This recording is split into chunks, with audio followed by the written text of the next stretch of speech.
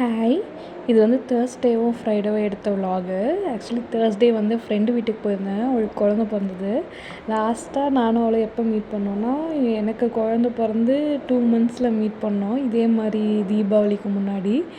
இப்போ வந்து அவளுக்கு குழந்த பிறந்து 3 மந்த்ஸ் ஆகுது. ஸோ இப்போ நான் போய் அவளை மீட் பண்ணேன். ஸோ நடுவில் ஒரு 1.5 வருஷம் கேப்பாக இருக்குது.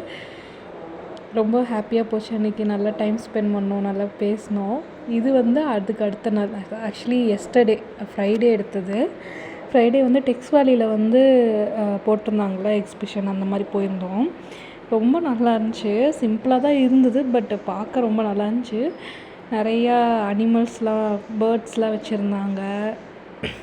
அப்புறம் வந்து பாம்பு இதெல்லாம் வந்து லைவாக நம்ம டச் பண்ணி பார்க்கலாம், ஃபோட்டோஸ்லாம் எடுத்துக்கலாம். அதுக்கெலாம் தனியாக பேமெண்ட்டு.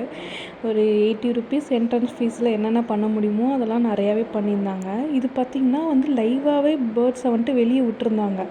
அந்த இடத்துல நம்ம உள்ளே போனதுக்கப்புறம் நம்ம நிறைய பேர்ட்ஸ் நம்மளை சுற்றி, நமக்கு மேலே கீழே எல்லா இடத்துலையும் பேர்ட்ஸாக இருந்துச்சு.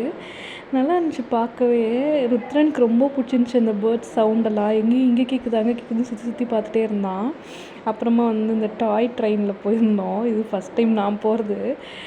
அவன் ரொம்ப குழந்தையா இருக்கனால என்னை கூட கூட்டிகிட்டு போக சொன்னாங்க. அப்புறமா எல்லாமே முடிச்சுட்டு நைட்டு ரொம்ப லேட் ஆகிடுச்சு. டிமார்ட்லாம் போயிட்டு போனோம். ஸோ வந்து அங்கேயே ஒரு தாபாவில் சாப்பிட்டோம். நல்லா இருந்துச்சு. ஜோதிஸ் தாபான்னு சொல்லி போட்டிருந்தது. ஃபுட்டில் எல்லாமே அஃபோர்டபுளாக இருந்தது. ரொம்ப நல்லா இருந்துச்சு. ஓகே, பாய்.